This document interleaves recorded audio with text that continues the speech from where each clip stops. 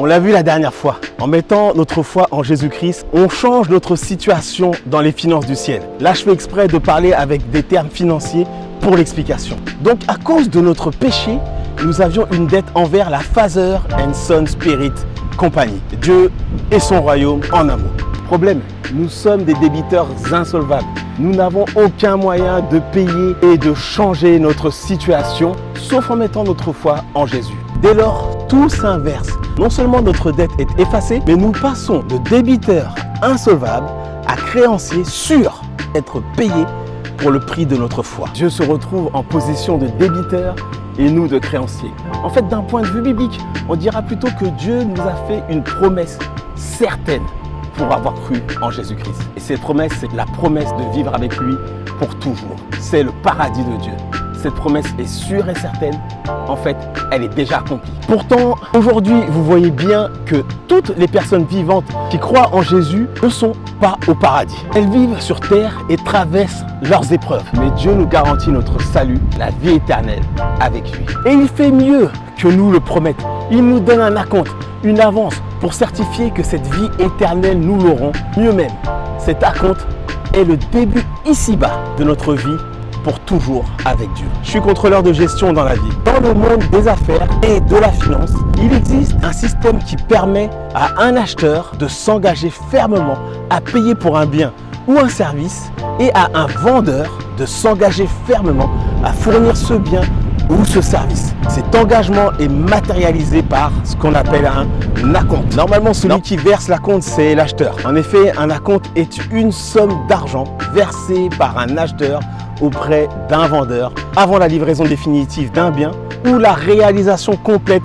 d'un service. Il s'agit d'un paiement partiel qui engage d'une part l'acheteur à payer le reste et d'autre part le vendeur à fournir le bien ou le service. Mais dans le cas de ceux qui ont mis leur foi en Jésus, c'est le vendeur, le fournisseur qui doit verser un acompte.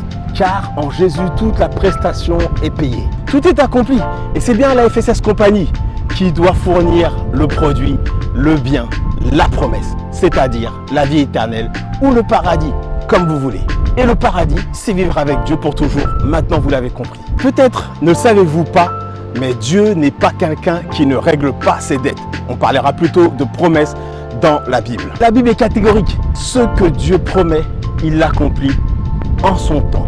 Il est écrit, comme la pluie et la neige descendent des cieux et n'y retournent pas sans avoir arrosé, fécondé la terre et fait germer les plantes, sans avoir donné de la semence au semeur et du pain à celui qui mange. Ainsi en est-il de ma parole. Là, c'est Dieu qui parle. De ma parole qui sort de ma bouche. Elle ne retourne point à moi sans effet, sans avoir exécuté ma volonté et accompli mes desseins. Il est également écrit, Dieu n'est pas un homme. Il ne ment pas. Il n'est pas un être humain. Il ne change pas d'avis. Quand il dit quelque chose, il le réalise. Quand il fait une promesse, il la tient. Il est également écrit une promesse et un serment. Voilà deux choses qu'on ne peut pas changer. Dans sa promesse et dans son serment, Dieu ne peut donc absolument pas mentir. Et cela nous encourage beaucoup. Ainsi, pour nous assurer que sa promesse est déjà accomplie en Jésus-Christ, Dieu nous fait un acompte comme preuve de son engagement et comme première part dont nous pouvons jouir sur terre. Et c'est là que Éphésiens 1, 13 à 14 intervient. Il y est écrit ceci.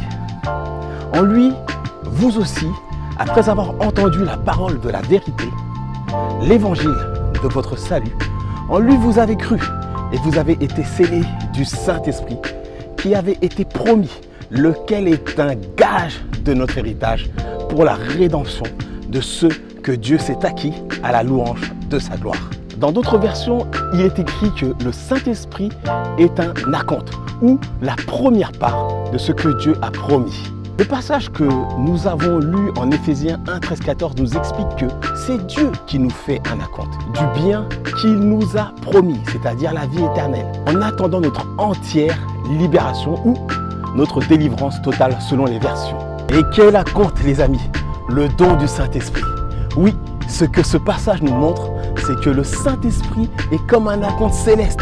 Sa présence dans la vie du croyant garantit que la promesse de Dieu est déjà pleinement accomplie, même si nous vivrons sa pleine réalité plus tard. Le Saint-Esprit qui nous est donné est le signe, le sceau, la preuve que désormais nous appartenons à Dieu et que Dieu va accomplir sa promesse. Le Saint-Esprit est donné à ceux qui ont cru.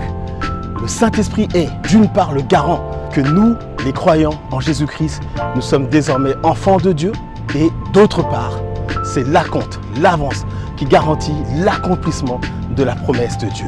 Celui qui met sa foi en Jésus-Christ n'a aucun doute, sa dette est payée, son salut est garanti, la présence du Saint-Esprit en lui l'atteste. Et toi,